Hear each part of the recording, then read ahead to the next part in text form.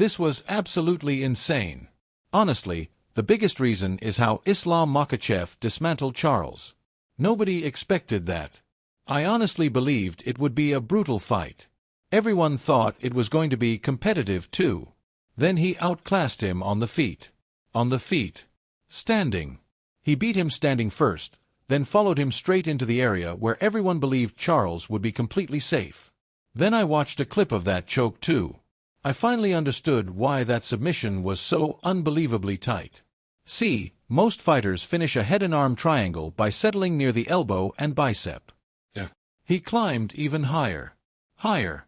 Even higher before locking everything in there. The squeeze became even tighter. Honestly, I think his squeezing power is unreal because if you watched how he made Drew Dober tap, it was the exact same situation. He gets opponents grounded and they just fold.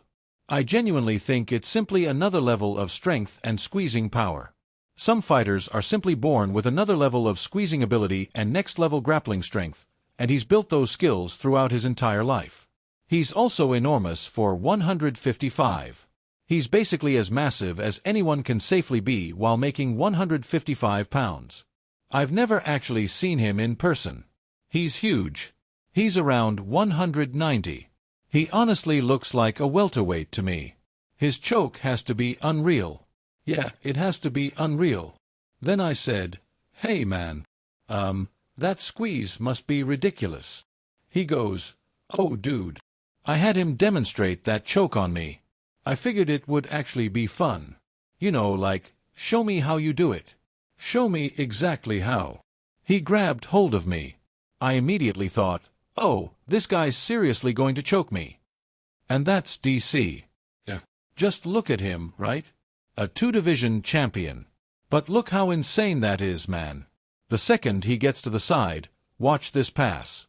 He clamps everything down instantly. Oh, they cut it. They only showed a tiny snippet after the pass, but everything changes once he gets there. Islam Makhachev. The guy moves up one weight class, jumps to 170. He was already the most dominant 155-pound champion ever. The most title defenses at 155 ever. Then he dominates at 170.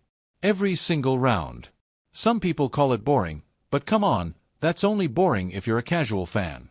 The fact he repeated it every round was incredible. It became frustrating because you wanted Jack to adjust somehow, but he simply couldn't, man. Islam completely shut his game down immediately. He attacked the lead leg with low kicks right away. Had him limping almost instantly.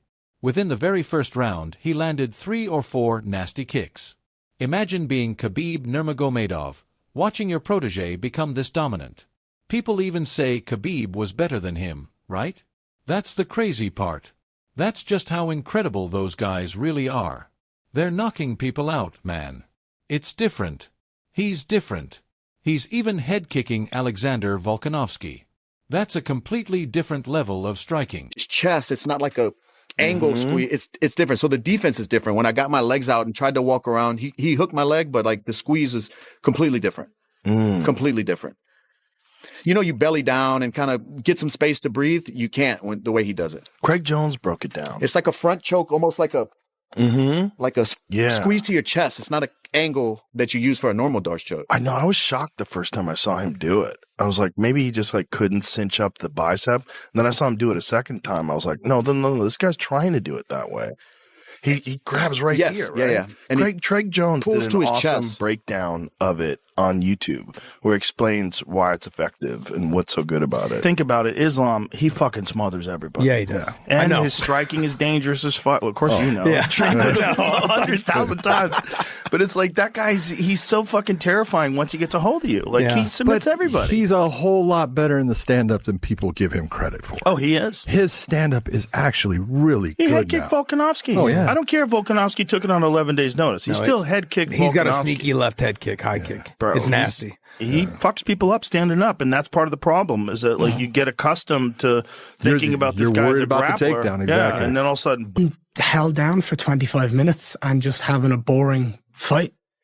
He's a phenomenal wrestler, a phenomenal grappler, and if you allow him the ability to stay on top and utilize his grappling and his wrestling, he can suffocate you and just lie on you like a weighted blanket, and you just find it so hard to move. And I'm like, that's not fun for anyone. It's not fun for me.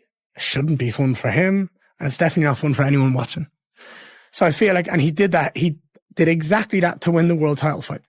And I feel like that's the work. To see Islam fight once a year, or hard, shit, man. even it's just hard. But the fact that we get to see him, fight Ian Garry, that's going to be a sick fucking fight. Sick fight. I think from what I've seen with Ian Garry, he's a guy that can get it done. Again, Islam is one of the greatest to ever do it in this game. He's dominant in his field, and now he's at welterweight. He wears it well. Like against JDM, I thought JDM scrambling would give him problems, but nah, he didn't. It wasn't the case. But with Garry, the fight with Shavkat, he got close at the end as well to finishing Shavkat, but the way he handled Shavkat's grappling, I wouldn't say foreshadow what's going to happen with that fight, but I haven't actually looked at that fight too much yet, but I'm excited for that fight just because it's like, again, another one of those ones where it's like destiny. A guy like Ian Machado, who's come up, had this dream, been calling it since day dot. He's been saying, I'm the future, and now the future is here. So will he get it done? Possibly. But I think I'll dive into that a little bit more. I'll make my picks for that. As Islam Makhachev gets ready to collide with the dangerous Ian Machado Garry, his training camp has shifted into absolute overdrive.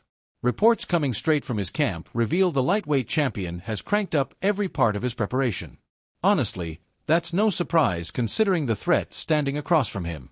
Islam Makhachev's routine now features relentless wrestling sessions and elite-level striking drills, making sure not a single part of his game is left exposed or overlooked. Оцени скиллы одноклассника по вольной борьбе. По пятибалльной шкале. Скиллы 4,5 по пятибалльной. По пятибалльной 4,5 даешь? Много вот так. Скиллы, брат. Скиллы. Это все он умеет делать, надолго не хватает. Не хватает, да, пока? Но мы идем к этому. Да. Скоро будут большие новости, да? Сюда смотри. По вольной у него будет скоро выступление, брат, если что. Вчера он борцов купил. Аккуратно, покажи еще раз. Скорость. Раз. Хорошо. Бакау хорош. Шевесемовская, да, мать? Алакар. Шевесем.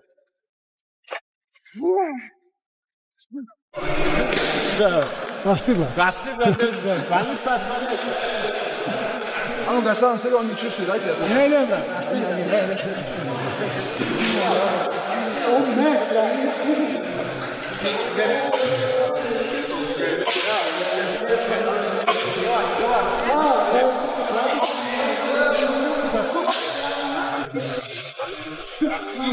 Islam Makhachev's explosive climb through the ranks has completely stunned Joe Rogan, who believes the champion is competing on an entirely different level from everyone else.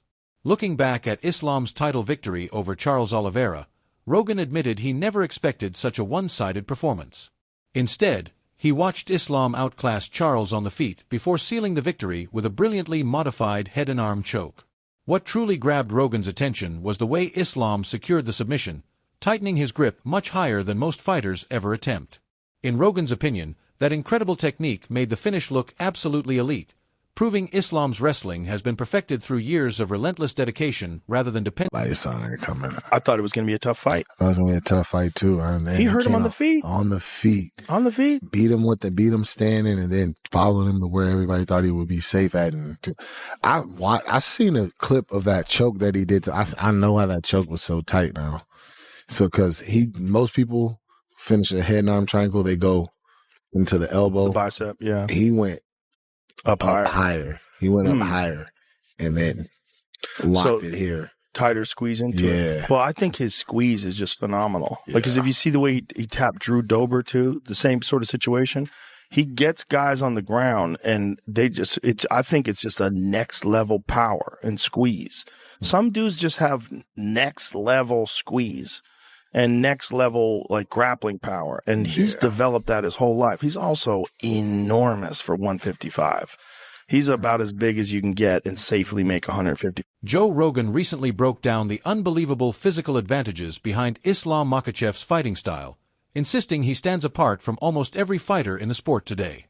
Rogan believes Islam naturally walks around at nearly 190 pounds when he's not cutting weight, making him far bigger than most athletes competing in his division.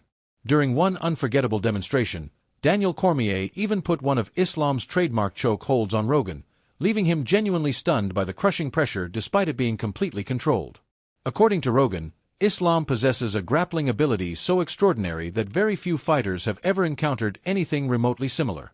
That overwhelming weapon has defined his entire career, and it could once again become the... He's big. He's about 190.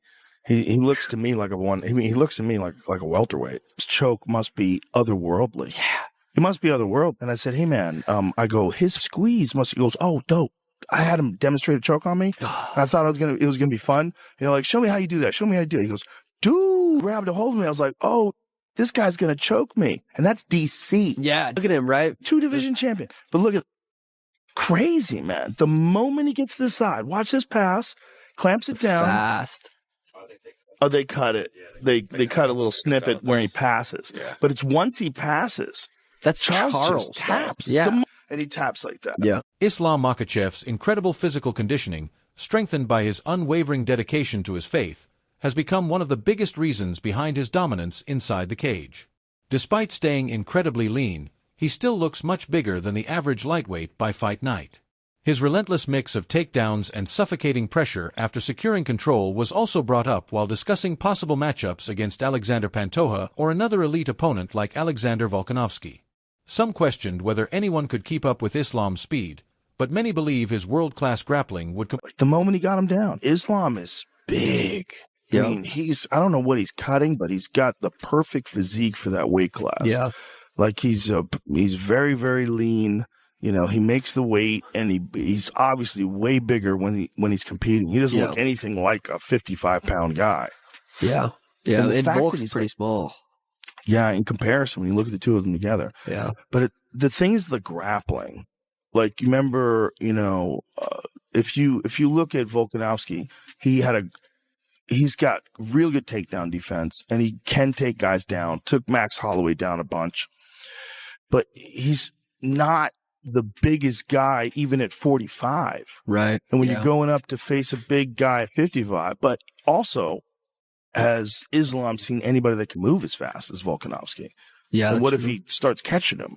What if he catches him a few times on the feet, and if he can avoid a takedown? I mean, you're dealing with a significantly quicker guy, probably. Yeah. He's probably never fought anybody that quick. Islam has a next level Javier Mendez has admitted that Ian Machado Garry presents a seriously difficult challenge because of his unpredictable movement and slick striking style. Even so, Mendez made it clear that Team Makhachev is fully confident in its preparation for the massive showdown ahead.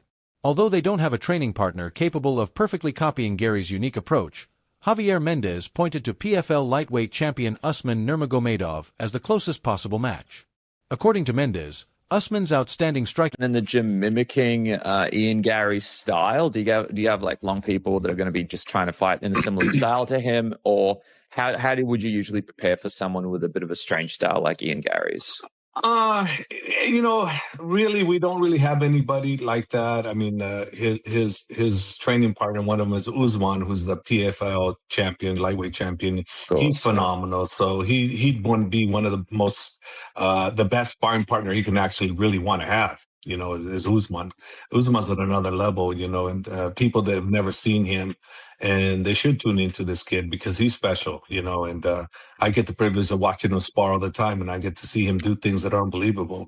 So Usman would be the one individual that can mimic almost anybody on the stand-up part. You know, and but yeah, so he would be the closest to Ian Garry for us. Javier Mendez didn't hold back when praising Ian Machado Garry's striking, describing him as a complete stand-up fighter with incredible composure under pressure.